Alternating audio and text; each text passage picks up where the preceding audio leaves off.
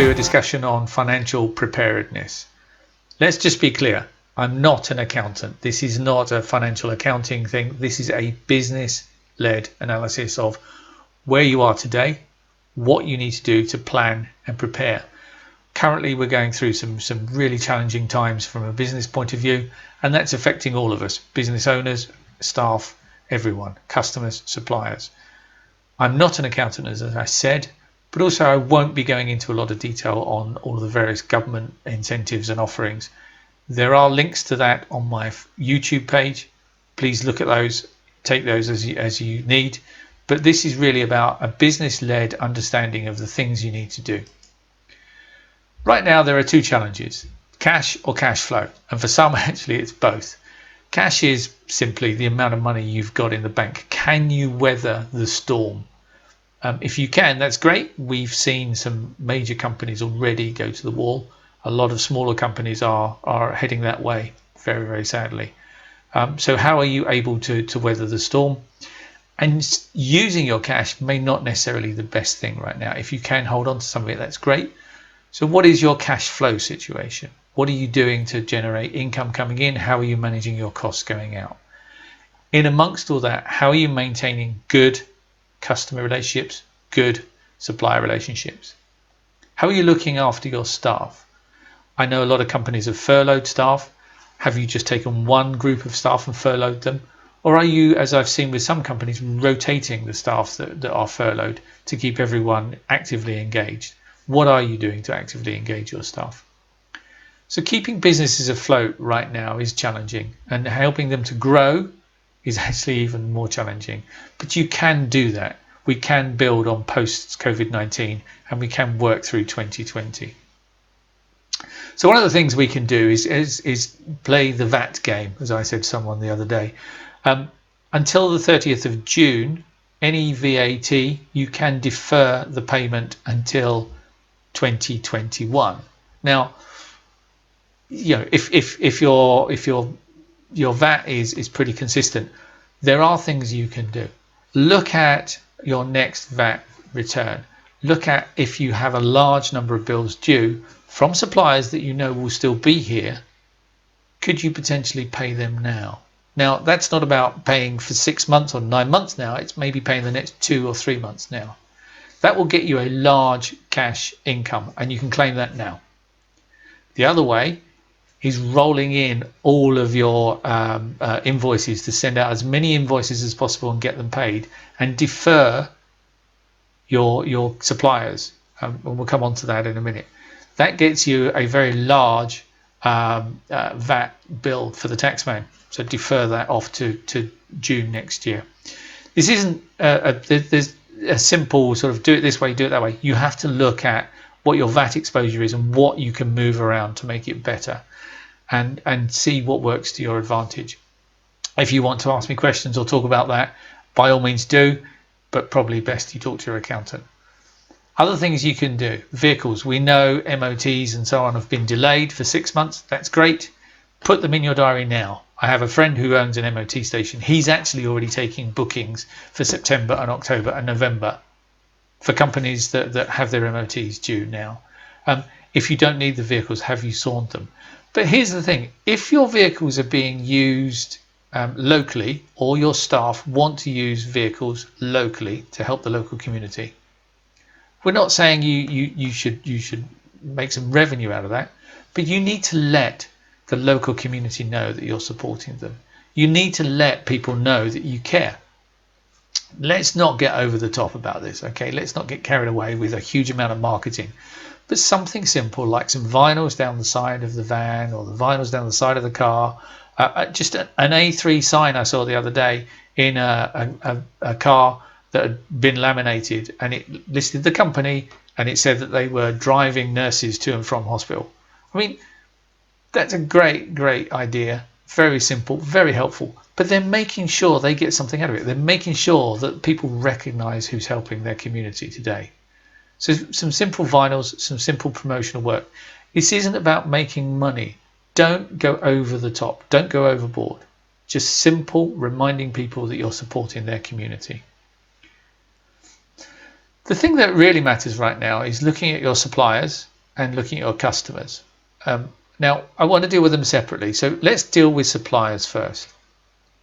Segment your suppliers into tier 1, tier 2, tier 3. Tier 1 suppliers, those you want to keep, those that are critical to your operation, and those that cannot be easily replaced. If you know they're going to survive, they've got a very good chance to survive, and if you've had a long relationship with them, you probably have a good idea. Ask them if they want paying in advance. Would that help them? If you have the cash available, of course. Why would you do that? Well, you do that because you're trying to help them. You're trying to help them survive. You're doing something positive for them. And why would you do that? Because when you come out of this, they're going to remember how helpful you were. So when the contract negotiations come up for renewal, when there's a squeeze on your suppliers, you will be the first in the queue. Tier 2 suppliers, same applies. Are they important to you? Not critical. Can they be replaced easily? Maybe not. But if they can, offer them, would they like some payment in advance with a discount? Don't offer your tier 1 suppliers a discount. Tier 2, the discount, because if they walk away, if they say no, that's okay. But at the end of this, they're going to remember that you put the squeeze on them. So you need to be able to replace them simply. And then tier 3s, those that you could potentially cancel now to save money on. Tier 3s are those that can be easily replaced, those that you don't particularly have a strong relationship with, or those potentially that you know are going to go to the wall. It's brutal. Yes, it is brutal. It's not the most considerate way of doing business. But think of it this way. You're helping those that mean the most to you. And there has to be some balance with there. It is not ideal. Your customers. The customers that you value highly. Contact them. Offer them pay later options if you can afford it again. If you can afford, say to them, we can give deferred payments, but no discount. No discount. And the reason you have no discount is if you start discounting now, people will expect it in the future. So discounts should not be. I mean, we see all the time online, everywhere you go, this training course is discounted, this software is discounted. Everyone is discounting like crazy. People, they're buying some software, but they're not buying into the concept. They're going, well, you're offering me a discount because you want my money. Well, I haven't got much money right now, so I'm being very careful where I spend it. So, if I really needed you, I'd have bought you then, but I'm certainly not buying you now. What I've spoken to a couple of software companies, and they're struggling with discounting programs. It's not having the pull through that they expect. And I've got a background in software. So look at your customers, offer them pay later options, maybe buy from them, help them. Right? Gift vouchers. Do your customers have gift vouchers? Do your suppliers have gift vouchers? Potentially that's a way of generating positive affiliation with them. And those discount vouchers you can give to staff who are struggling potentially at the moment, give to your other customers, suppliers. Be creative. But those tier 1 customers, ask if there's anything else you can do to help. Be careful how you ask that. They might want a massive discount. Your tier 2 customers, contact them. Keep them informed, the same as you do with your tier 1 customers. Share updates. Ask if there's something you can do to be helpful. But again, careful, no discounts. But do ask if there's something that can help. They may want just a week's deferment. Could you do that? Your tier 3 customers, keep in contact with them. This time is all about relationships, and it's all about keeping in contact. Keep them informed, share them updates. Let them know that you're still surviving, you're still doing well, you're still thriving. Keep them informed, keep them engaged with you. And have a plan. Okay, now then there's 3 scenarios you need in this plan, and you need to do this every month, and do it every month the same. Scenario 1, let's just assume this lockdown continues. What happens if it goes on for another month, and then another month, and then another month? What does that look like? So have those scenarios prepared and revisit it every month. Scenario 2 is when we come out of this, we're going to a very deep recession. It will be a short recession. We will hit the bottom and we will start to come straight up because of all the fiscal stimulus that's in place. But it will see the rest of 2020 in recession. So plan for that. How many customers are you going to lose? How many of your suppliers are going to be in trouble? How much is your spend going to go down? And do you need to carry the same structure as you have today? What does that mean? People are working from home. That's another challenge as well. So there's your second scenario that you need to plan for. And then scenario 3 is quite important. Just assume one of your major suppliers went to the wall. What's your plan for that? Where's your contingency? What's your strategy? What's your backup? Now do the same for one of your biggest customers. Imagine your biggest customer suddenly stopped ordering from you. What's the impact on that? Right now, we're in a situation where we're in uncharted territory for many people. So you need to understand what the potential outcomes could be. Plan for the worst and hope for the best.